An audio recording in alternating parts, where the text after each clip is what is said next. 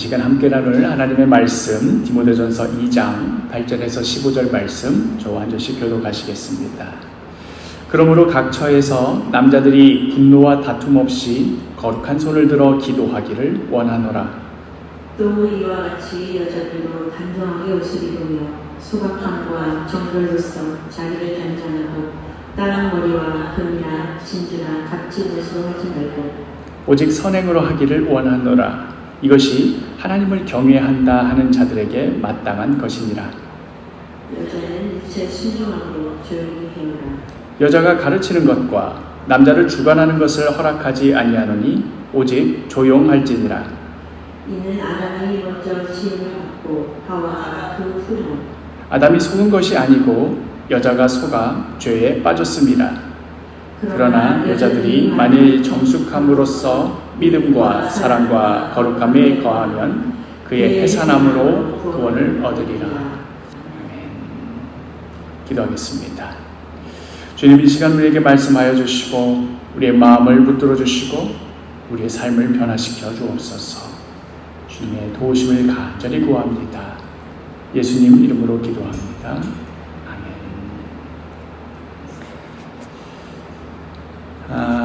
우리는 성경 말씀을 늘 가까이 해야 하고 또 읽고 묵상해야 합니다. 성경 말씀이 내 삶의 기준이 되고 인생의 방향이 되며 지침이 되어야 합니다. 100번 옳다는 것 우리 잘 알지만서도 분주한 지난 일주일간을 생각해 보노라면 언제 내가 성경 펼쳐봤나 하면 주일 예배 때 한번 펼쳐본 게 전부일 때가 꽤 되지요. 요즘은 이렇게 책으로 들고 다니는 성경책 말고 큰 성경책 말고 스마트폰으로 성경 많이 보니까 책으로 들고 다닐 때보다야 보다 자주 성경 보지 않게 될까 싶지만 사실 스마트폰으로 유튜브나 다른 게임 앱이랄지 이런 거 키는데 보통 시간을 다 보내지 스마트폰으로 성경 앱 켜서 시간 많이 보냈다는 사람 별로 못 본 것 같습니다. 그렇다 보니 성경에 대한 우리의 이해가 피상적이 되기 쉽고 또 성경 말씀이 나한테 비춰져서 내가 변화돼야 되는데 반대로 내 삶이 성경 말씀에 투영이 되어서 나의 필요에 따라서 성경 말씀을 끌어다가 쓰게 되는 경우가 많습니다. 오늘은 좀 중요한 날이야. 힘을 내야 되는 날이야. 그러니까 오늘은 좀 힘이 나도록 격려해주는 말씀을 찾아서 볼까 하고 본다거나 오늘은 기분이 너무 안 좋아. 우울해. 좀 위로가 되고 소망이 되는 말씀을 찾아서 볼까 이렇게 찾아서 보면서 성경 말씀 참 좋구나 이런 식으로. 그러나 이런 식의 성경의 활용 어떤 격언이나 어떤 나에게 힘을 주거나 위로를 주는 어떤 캐치프레이즈 같은 그런 식의 성경 활용은 말씀 묵상이라고 할 수도 없을 뿐더러 내가 이미 정해놓은 뜻과 의도에 맞추어서 성경 구절을 끌어다 쓰는 어찌 보면 더 큰 위험을 초래하게 됩니다. 내가 그럴까봐 성경 아예 안 읽는 거야 이렇게 핑계대라는 얘기가 아니고요. 오래전 그 설교 유머이긴 합니다만은 너무 오래전이라 기억이 가물가물 나실 거예요. 이런 예화도 있지 않습니까? 어떤 사람이 사업에 크게 실패하고는 이제 더 이상 내가 다시 일어설 가망이 없겠다. 내가 이제 죽어야겠다 하는 그런 생각만 들었는데 그래도 혹시 모르니까 하나님 말씀 펼쳐서 읽어보면 나에게 어떤 계시를 주지 않을까 해서 두 손으로 성경책 딱 붙잡고 있다가 간절히 기도하면서 하나님 저에게 말씀을 주시옵소서 하고 딱 집었는데 그 콕 집었던 말씀이 마태복음 27장 5절이었더라 하는 얘기가 있지 않습니까? 마태복음 27장 5절 제가 할게요. 유다가 은을 성소에 던져놓고 물러가서 스스로 목매어 죽은지라. 앞에 콕 손가락 찝은 지점이 그 지점인 거예요. 그래서 이거 느낌이 좀 쎄한데 가뜩이나 죽어야겠다는 생각만 하고 있는데 이런 말이 나오다니. 그러면서 이게 실수였나 싶어가지고 또 다시 성경을 탁 덮고는 하나님 방금 건 실수였습니다. 다시 한번 저희가 어떻게 해야 될지 하나님 말씀해 주십시오 하고 딱 펼쳐서 콕 집었더니 그때 나왔던 말씀이 요한복음 13장 27절 예수께서 유다에게 이르시되 내가 하는 일을 속히 하라. 이게 무슨 말인가? 이게 정말 죽으란 뜻인가?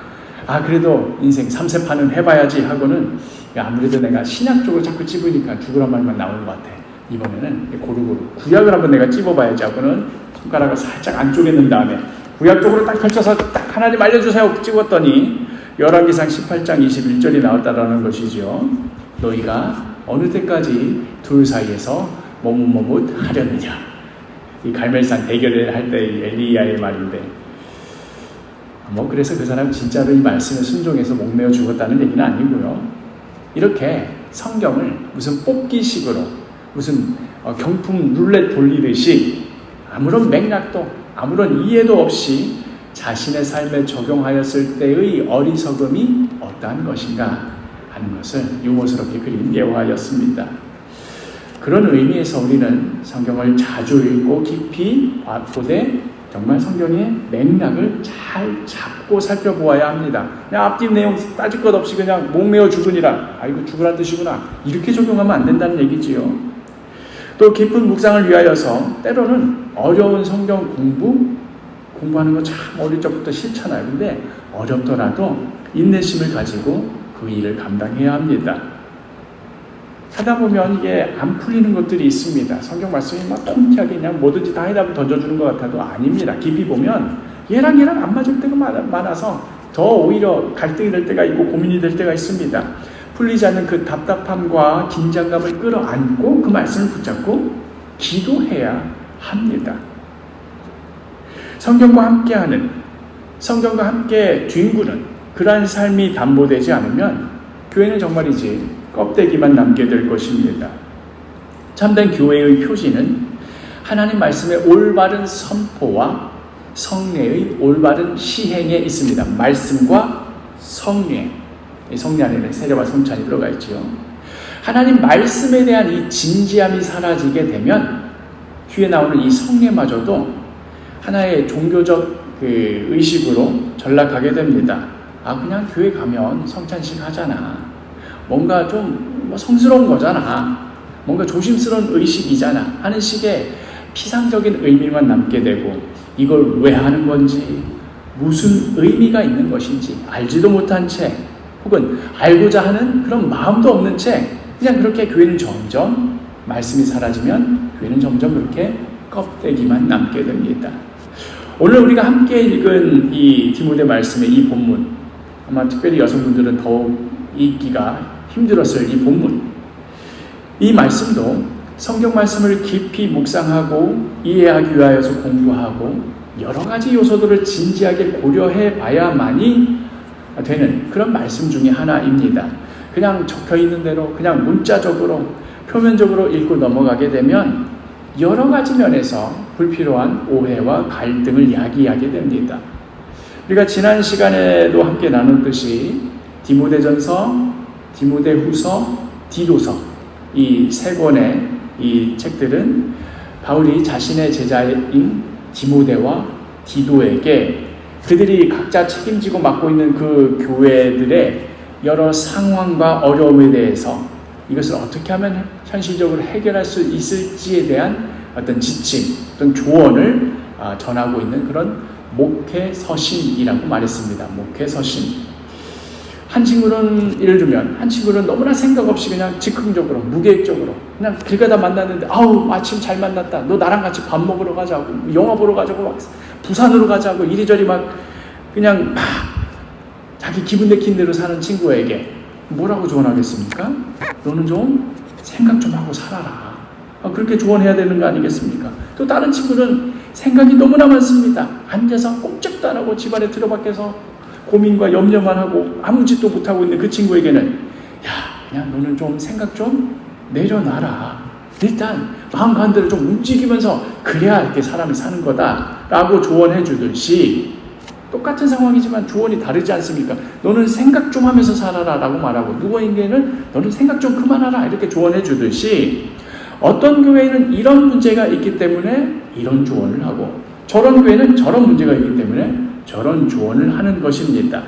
이런 상황과 처지와 조건을 무시한 채 그냥 그 조언 그 자체, 문자 그 자체로의 의미만 붙들고 평면적으로 다가가게 되면 차라리 그 조언 안 한만 못하게 됩니다.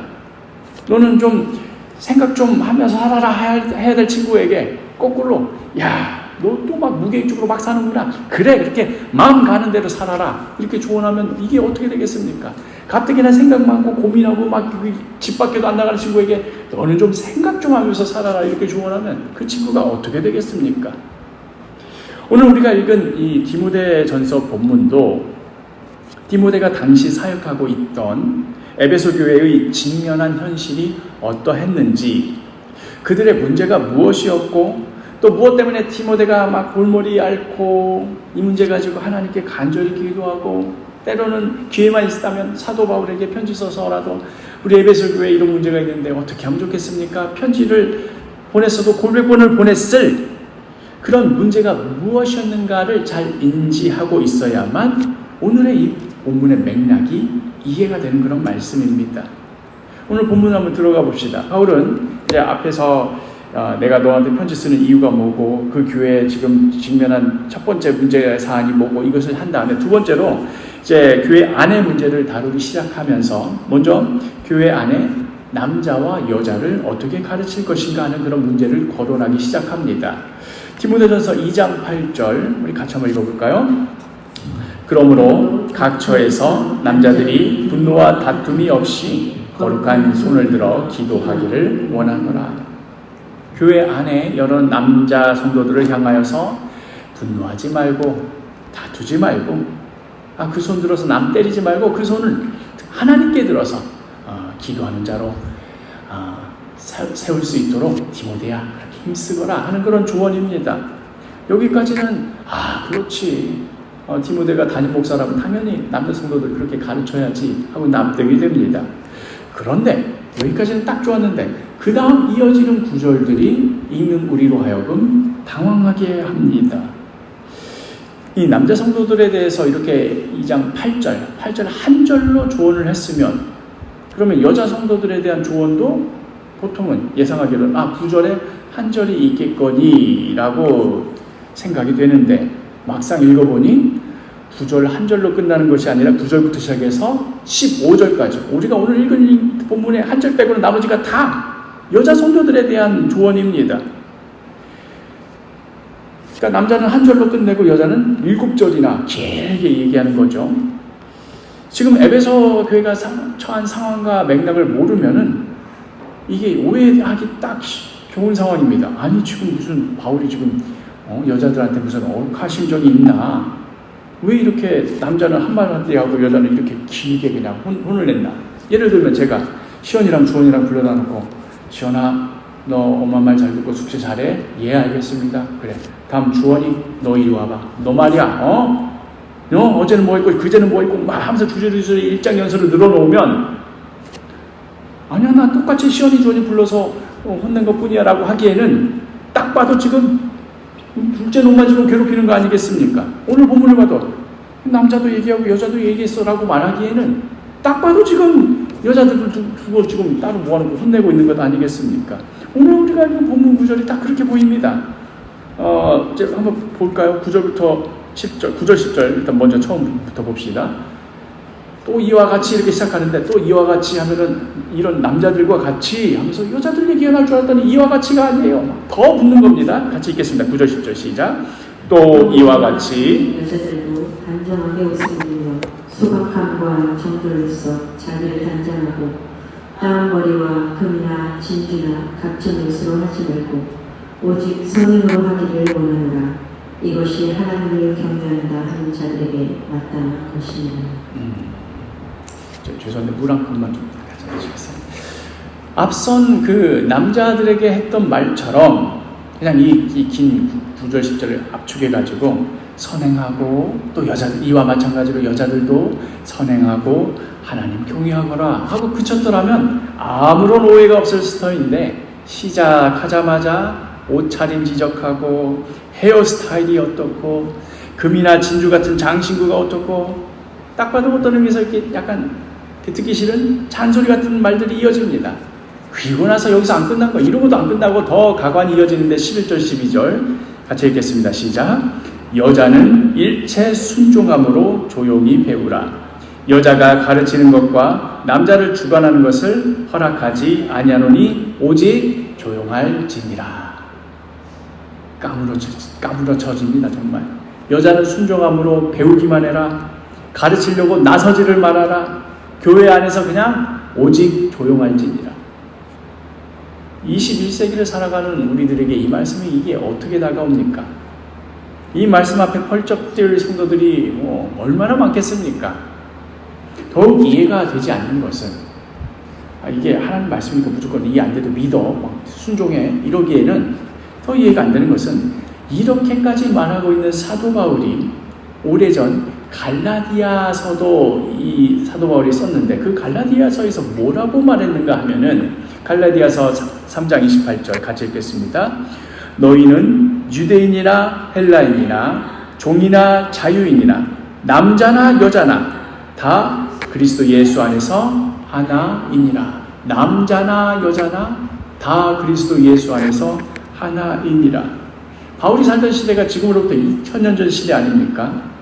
여성의 인권과 그 삶의 현실이 오늘날에 우리가 상상도 할 수 없을 정도로 열악했던 그런 시대 아닙니까? 여자는 그냥 애만 낳으면 됐지, 애만 키우면 됐지, 이런 식 아닙니까? 심지어 로마 시대에는 정말로 지금 생각하면 이해를 못하는 수준을 넘어서서 경악할 정도였습니다. 자기 아내가 아이를 낳는데 사내 아이든 여자아이든 데리고 갑니다.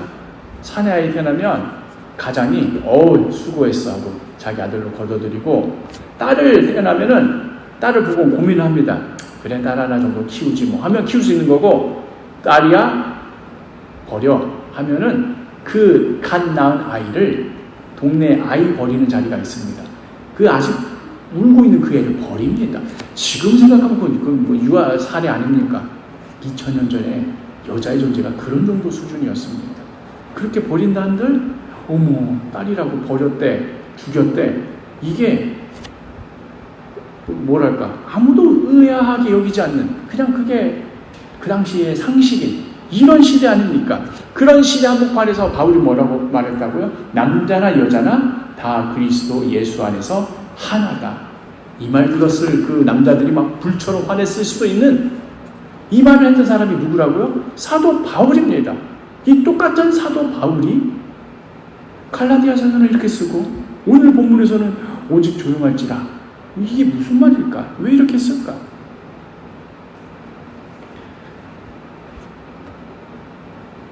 그래서 어떤 신학자 중에는 이거 아무리 봐도 디모데전서는 바울이 이렇게 말했던 바울인데 바울이 안 썼을 것 같아.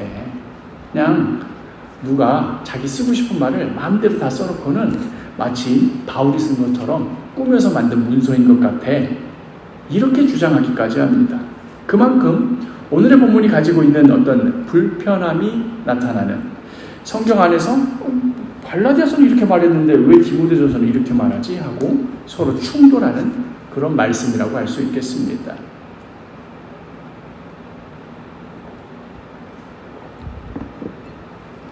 그러니까 우리가 하나님의 말씀을 묵상한다 할 때에 이런 뭔가 충돌하는 지점이 분명히 있구나, 뭔가 해결이 안 되는 이런 긴장과 갈등이 있구나 하는 것들을 충분히 인지를 하는 상황에서 그 말씀에 접근해 들어가야지, 이런 고민 전혀 없이 뭐야 이거 나 오늘 디모데전서 읽었는데 성경에 이렇게 써있네, 너희 여성들 다 조용해, 교회 안에서 나서지 마, 이거 하나님 말씀이야, 그대로 순종해, 이렇게 접근하게 되면 그야말로 성경에 대한 몰 이해를 가지고 자신의 가려움점 혹은 자기가 평소에 말하고 싶었던 것들을 후딱 해결해버리는, 그리하여 자신의 뜻과 의지를 성경의 권위를 끌어다가 정당화시켜버리는 그런 비극이 벌어지게 되는 것이지요.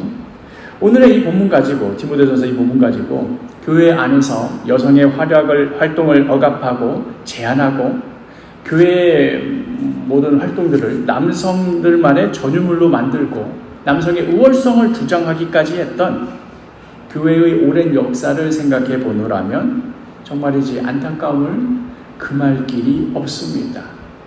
복음의 그 역동성, 복음이 가지고 있는 그 능력을 생각해 보노라면 오히려 당대 약자였고 무시받는 자였던 그 여성들에게 오히려 길을 열어주고 기회를 터주고 그들의 존재를 존중해 줬어야 됐을 것 같은데 그런 복음의 능력이 오히려 눌려버리고 엉뚱한 방향으로 갔던 그 역사를 생각하면 정말 안타깝기 그지없습니다. 물론 순수하고 순진한 의도에서 그랬을 수도 있겠지요. 나는 정말이지 여성들을 낮춰보고 싶은 마음은 없었는데 추호도 없었는데 성경 말씀에 이렇게 적혀 있으니 내가 이해가 안 되더라도 그 말씀에 순종하느라고 내가 그렇게 한 거야. 하지만 이렇게 말한다고 한다면 마찬가지로 성경에 나오는 여러 말씀들이 특별히 똑같은 저자인 사도 바울이 다른 편지에서 했던 여러 말들에 대해서도 똑같은 수준의 순종과 똑같은 수준의 존중이 따라야 할 것입니다. 예를 들면 로마서 16장 7절 같은 말씀, 7절 하반절 말씀을 보면 같이 한번 읽어볼까요? 시작. 유니아에게 문안하라. 그들은 사도들에게 존중이 여겨지고 또한 나보다 먼저 그리스도 안에 있는 자라. 유니아라고 되어 있죠. 이 로마 그러니까 라틴어를 보면은 아로 끝나면 주로 여성형 명사들에 대해서 아로 끝나고 그다음에 우스나 온으로 끝나면 남성형 이름에 보통 이제 그런 이름들이 전미사가 붙는데 유니아라고 했으니까 이건 누가 보더라도 여자 이름입니다. 한국식으로 따지면 영희에게 문안하라 했는데 이 영희 남자다 이렇게 할 수 없는 겁니다. 그냥 영희는 순이는 여자입니다. 그런데 이 유니아라는 여성은 사도들에게 존중이 여겨진다. 현대어 번역으로 현대인의 성경의 번역으로 보자면 이렇게까지 번역이 되어 있습니다. 이 유니아가 사도들 가운데서도 뛰어난 사람들이며 나보다 먼저 그리스도인이 된 사람들이다. 그러니까 이 사도라 함은 예수님의 제자들, 또 사도 바울, 그의 동역자였던 바나바 이런 정도의 그 교회 지도자들을 가리켜 말하는 것이 사도 아니었겠습니까? 그런데 이런 유니아를 향해서 이 여성도 사도다 하는 수준을 넘어서서 사도들 가운데서도 뛰어난 자다. 우리 장로교 교단식으로 다니자면 이 유니아도 목사다 이런 수준 정도를 넘어서서 유니아도 목사들 중에서도 뛰어난 자다 이렇게 말하는 꼴이 됩니다. 뭐 목사랑 사도랑 비교도 할 수조차도 없지만 그러니까 이 말씀이 담겨져 있는 그 역동성 이 안에 담겨져 있는 이런 그 폭탄과 같은 그런 선언이 뭔가를 잘 살펴보아야 됩니다. 다른 말로 하자면 디모데전서에 있는 이 사도 바울의 말 오직 여자는 잠잠할지라 이 말씀을 그냥 그토록 그냥 열심히 순종하게 노라고 막 열을 내면서도 왜 똑같이 이 로마서 말씀에 대해서는 유니아는 사도들 중에 뛰어난 사도라고 여자가 사도일 리가 없는데 뭐 언급조차도 왜 안 하는 것이냐 이 말입니다. 그러니까 하나님 말씀에 대해서 순종하는 것을 문제 삼는 것이 아니라 취사 선택적인 순종에 대해서 지금 문제 삼는 겁니다. 디모데전서에 여자 조용히 하라고 했으니까 조용히 하시오. 이거는 그렇게 순종하면서 다른 사도 바울의 편지에 나오는 여성에 대한 존중과 심지어는 사도들 중에 사도라고 말한 데에서는 왜 언급조차도 하지 않느냐 하는 것입니다. 이 유니아 문제가 얼마나 마음에 걸렸든지 중세의 한 신학자는 이렇게까지 주장했다 하는 역사적 기록이 있습니다. 뭐라고 주장했느냐면은 사실 유니아는 여성이 아니다. 로마서의 이 기록은 이 원래 기록은 유니온으로 기록되어 있는데 이게 실수로 유니아로 기록이 되어가지고 이렇게 된 거다. 그러니까 여자라서 이게 사도 중에 뛰어난 사도가 아니라 유니온 남자라서 사도 중에 사도라고 한 것이다. 이렇게 유니아를 유니온으로 왜곡해서 번역해 가면서까지 여자였다는 사실을 감추거나 무시하거나 또 그를 통해서 남성의 우월성을 드러내고 또 여성을 체계적으로 억압했던 것입니다. 과연 그렇다면 사도 바울은 디모데에게 왜 이런 편지를 썼던 것일까? 바울이 여자 성도들에 대해서 오늘의 본문과 같이 이 디모데에게 좀 오해하기 딱 좋을 만한 이런 지침을 내린 이유가 뭘까? 이건 바로 에베소 교회가 당시에 당면하고 있었던 위급하고도 비상식적인 상황 때문에 그렇습니다.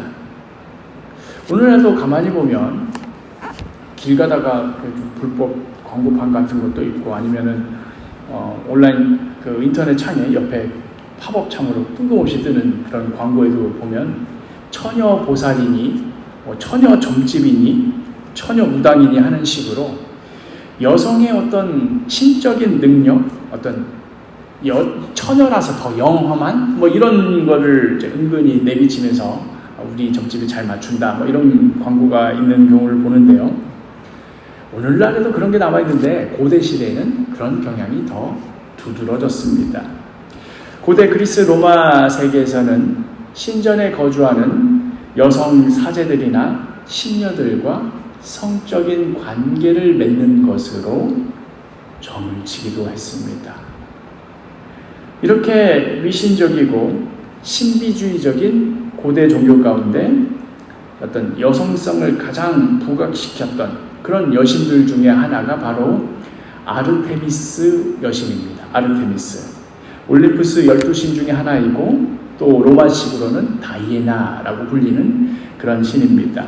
그리고 이 아르테미스를 자기 도시의 수호신으로 지정해놓고 받들어 섬기던 도시가 바로 에페소스, 에베소, 바로 디모데가 지금 그곳 책임 사역자로서 담당하고 있는 그 도시입니다. 사도행전에도 에베소에서의 이 아르테미스, 사도행전에 이제 아데미라고 하는데 이 아데미 여신 숭배가 얼마나 광적으로 성행했는지 잘 나타나지 않습니까? 사도행전 19장 34절 말씀을 보면 같이 읽겠습니다. 그들은 그가 유대인인 줄 알고 다 한 소리로 외쳐이르되 그가 에베소 사람의 아들이여 하기를 2시간이나 하더니 위대한 에베소 사람의 아르테미스여, 위대한 에베소 사람의 아르테미스여, 이걸 2시간이나 외쳤다는 거 아닙니까? 그 열광적인 분위기, 거기서 아니에요 이 말 한마디 했다가 그 자리에서 발표 죽는 거예요. 성경에 이 아데미로 번역된 이 여신이 바로 처녀성과 다산을 상징하는 이 아르테미스입니다. 이 여신 얼굴이고 이게 호박같이 주렁주렁 매달린 게 유방입니다. 가슴. 그러니까 가슴이 2개가 아니라 막 여러 개 달려 있어가지고 우리는 지금 보면 어우 징그러 이러지만 그 당시에는 저 모습을 보면서 와 아르테미스 여신의 총애를 받으면 아들을 쑥쑥 낳겠거니 내 사업이 잘 되겠거니 이번 농사 풍요롭게 되겠거니 고대인의 시각에는 이게 정말 막 가슴 뛰게 만드는 그런 모습이었던 것 같습니다. 이미 에베소는 이러한 이 아르테미스 숭배의 본거지인데다가 여기에 나쁜 놈의 나쁜 놈이 결합되면 더 골치 아파지듯이 여기에 새로 들어온 영지주의 사상까지 들어와서는 영지주의 여러 번 강조했었지요. 영과 육이 있어서 육은 필요 없는 거고 영적인 것만 추구하면 된다 이런 식의 사람들. 그러니까 이 2개가 결합을 하니까 오직 자신들만이 비밀 지식을 가지고 있다고. 그러니 자기들이 가지고 있는 이 비밀 지식을, 특별한 계시를 알아야만 되지, 안 그러면 저주를 받는다는 식으로 이 에베소 교회를 어지럽혔습니다. 특별히 이 아르테미스는 처녀들의 수호신이었고, 그러니까 결혼하면 안 돼요. 처녀들만 특권을 부여해서 어떤 영적인 계시는 결혼한 여자 말고 처녀들에게만 딱 들어간다. 이런 식의 처녀성을 강조하였고, 나는 처녀성을 끝까지 지킬 거야 했다가 결혼한 여자 발각되는 순간 그냥 발견하는 거, 이 분위기 가운데서는. 이 아르테미스 숭배 사상과 영지주의 사상이 결합하여서 만들어낸 이 여파는 교회 안에서 매우 파괴적이었습니다.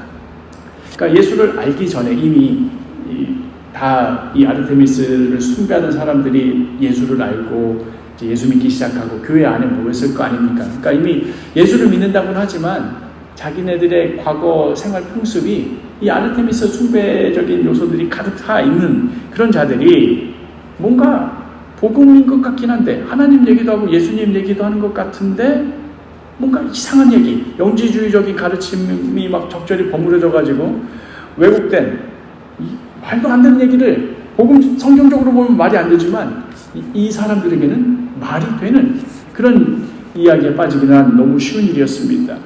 사도 바울은 에베소 교회의 이러한 상황에 재빠르게 대처를 해야 한다라고 판단하였고 바로 이러한 지침이 오늘 우리가 함께 읽은 이 본문인 겁니다.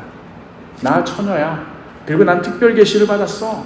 다 내 말 앞에 엎드려 하나님께서 말씀하시기를 막 하면서 얘기하면 그 아르테미스 숭배하던 예수 믿는 자들은 처녀니까 더 하나님께서 특별 계시를 더 줬겠지. 뭐 비밀한 지식을 줬겠지. 사도 바울이 저번에 여기까지 얘기했는데 그 이후에 알려지지 않은 새로운 지식을 또 줬겠지. 이런 식으로 막 왜곡이 돼서 난리가 나는 겁니다.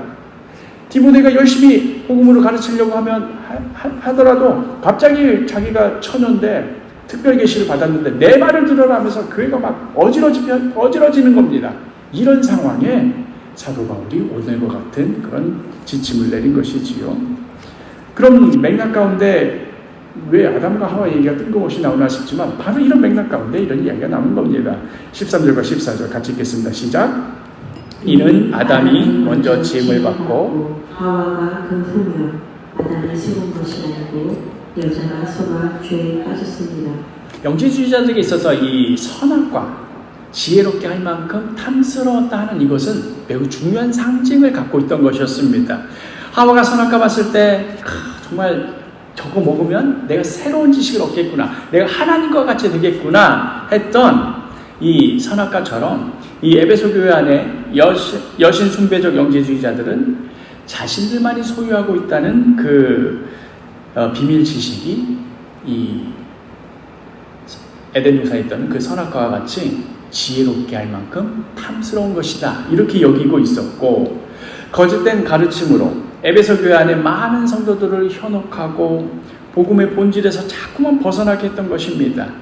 자신의 천연성을 강조하면서 자신에게 영적 비밀이 계시되었으며 이를 따르지 않으면 뭐 저주가 있을지어다 뭐 이런 식으로, 이게 복음도 아니고 무슨 우상 숭배도 아니고 이것도 저것도 아니고 다 뒤섞인 혼합된 복음이 그게 하나님 말씀인 양 교회 안에 여러 여성들의 입을 통하여서, 특별히 처녀인 결혼 난 시집 같은 거 안 간다, 그거는 세속적인 거야 뭐 이런 사람들의 입을 통해서 전파되고 있었던 것이지요. 그리하여 바울은 디모데에게 이러한 자들에게 특단의 조치, 비상의 조치, 응급의 조치를 취하라고 오늘 이 디모데 전서를 기록한 것입니다. 그러니까 지금 이 에베소 교회의 응급 상황을 인지하지 못한 채 그냥 본문만 보면 여자 조용하라고 했어. 여자 입 뻐근하지만 나서지 마. 고명재 전도사님 왜 설교하세요? 하지 마세요.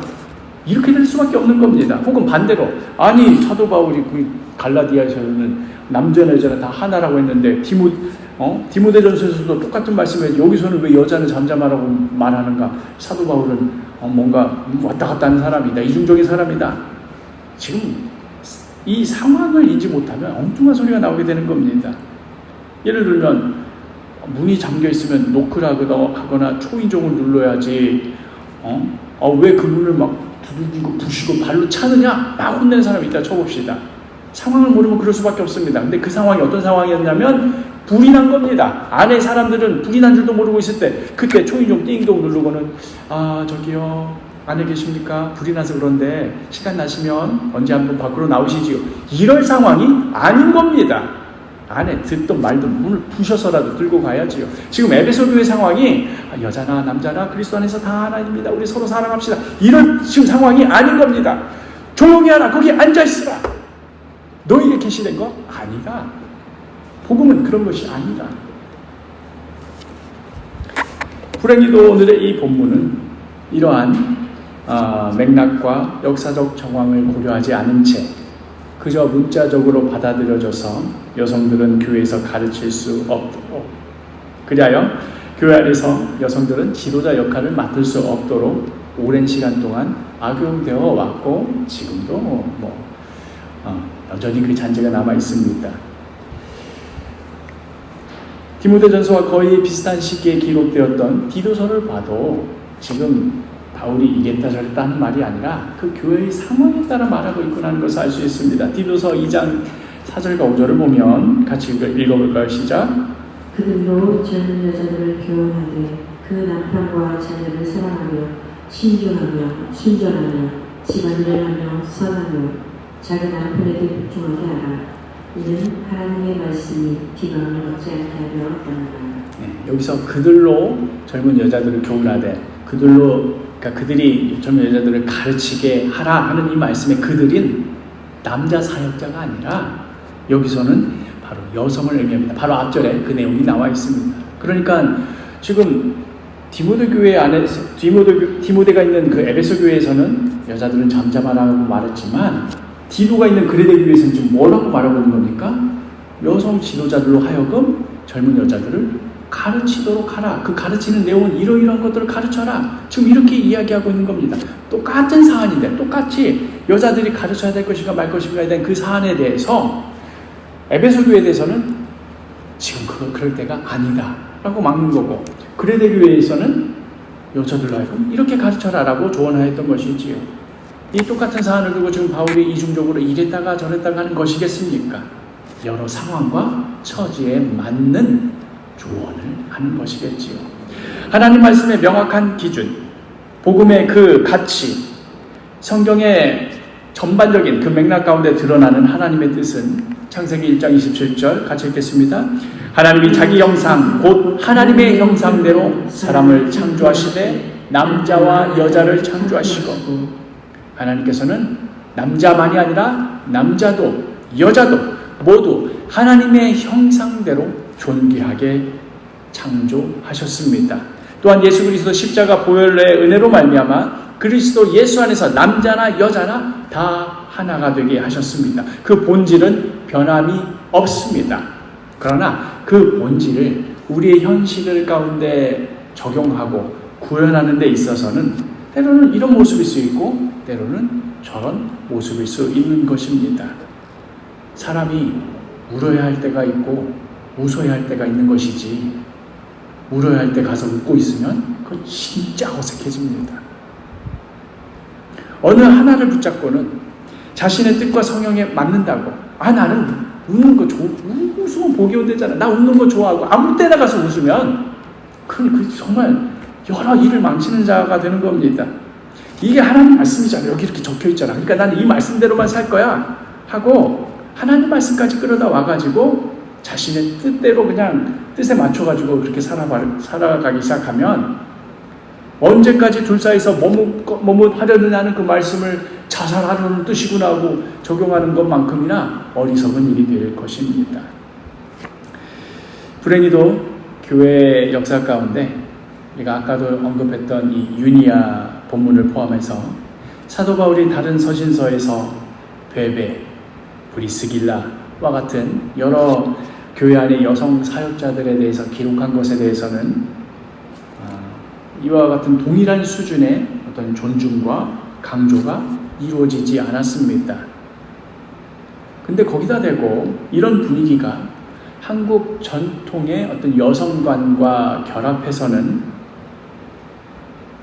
남존 여비 사상이 성경의 어떤 외투를 입고는 교회 안에 들어와 버렸습니다. 아직도 한국의 어떤 교회에서는, 어떤 교회라고 했지만 대부분일 겁니다, 교회에 어떤 행사가 있다고 하면은 여전도의 멤버들은 뭘 합니까? 식당에 들어가서 밥하고 음식하고 요리합니다. 교회 안에 여러 중요한 심사나 결정이나 회의할 때는 주로 남성들이 도맡아서 그 일을 하고 있습니다. 이런 것들을 보면서 교회 지도자들이 그렇게 시키니까 여전도에 밥하세요 하니까 할 수 없이 하는 거지요 라고 말하기에는 성도들, 그러니까 평신도들 사이에서도 남성과 여성에 대한 어떤 차별적인 그런 마음들이 있습니다. 예를 들면 신방을 갔는데, 신방 예배를 드리는데, 혹은 어떤 장례 예배를 드리는데 거기에 그날 설교자로 여성 사역자가 오게 되면 오늘 여자 목사님 오셨네요 정도가 아니라 정말 대놓고 싫은표를 냅니다. 하나님 말씀을 선포하는 것이 중요한 건데 그 선포하는 자가 남자냐 여자냐가 중요한 것처럼 그렇게 행동합니다. 이미 그렇게 여기는 마음 안에 우리 안에 우상 숭배적인 요소가 들어가 있음을 드러내는 것 아니겠습니까? 그런 일 때문에 우리 교단은 여성 목사 안수를 허용하지 않습니다. 아직까지도. 그런데 다른 교단에서는 여성 안수 목사를 허용하는데 어차피 목사 안수를 받아도 자기가 가서 설교하면 성도들이 싫어하니까 왜 우리 장례식장에 여자 목사를 보냈습니까? 우리 개업 예배 때 왜 여자 목사를 보내가지고 그렇습니까? 이런 식이 되다 보니까 성도들의 환영을 받지 못하기 때문에 여성으로서 목사가 되면 오히려 할 수 있는 사역이 더 줄어들어요. 그래서 충분히 자격이 됨에도 불구하고 목사 안수를 받지 않는 사례들도 적잖이 벌어지고 있는 현실입니다. 우리가 과거 에베소에서 벌어졌던 이런 비상식적인, 비복음적인, 심지어 우상 숭배적인 이런 모습에 경악해 할 줄 안다면 마찬가지로 오늘 우리 안에서도 버젓이 벌어지고 있는 우리의 이 옹졸함, 하나님의 말씀을 끌어다가 오히려 자신의 믿는 바, 자기가 원하는 바대로 행하고 있는 그 비복음적인 모습에도 역시 우리가 마찬가지로 통탄해하며 주님 앞에서 회개해야 될 줄 믿습니다. 말씀을 마무리하겠습니다. 성경을 깊이 읽지 않으면 뭐가 문제인지조차 모릅니다. 여기 이렇게 적혀 있는데 뭐가 문제지 하고 문자적으로 그냥 문자적으로 해석하는 겁니다. 말씀을 읽어도 그게 도대체 우리 삶의 구체적인 정황 속으로 들어오지를 못하고 표면적으로 흘러가게 됩니다. 이건 이래서 이렇고 저건 저래서 그렇고 그냥 거기서 끝입니다. 우리 모습 가운데 아무런 문제도 발견하지 못합니다. 무엇을 회개해야 되는 것인지, 이로 인해서 누가 지금 고통당하고 있고 눈물 흘리고 있는지 전혀 인식조차도 하지 못한 채 다른 이들의 눈물에 둔감해지게 됩니다. 그러니 뭐 하자는 얘기입니까? 우리 말씀을 깊이 읽읍시다. 하루 한 장 읽는 것도 버거운데 지금 무슨 말씀하시는 거냐 이러지 마시고 지금의 모습보다 더 나아가는, 더 성장해가는 그런 모습을 보입시다. 교회를 살리는 길, 이 시대를 살리는 길, 다음 세대를 올바로 세우는 길은 오직 이 성경 안에 있습니다. 우리의 어그러짐, 우리의 부족함과 연약함이 하나님의 말씀을 기준으로 다시 올바로 세워지고, 그리하여 날마다 하나님의 말씀을 따라 성장해가는 우리 사도교회 식구 한 사람 한 사람 되시기를 간절히 축복합니다.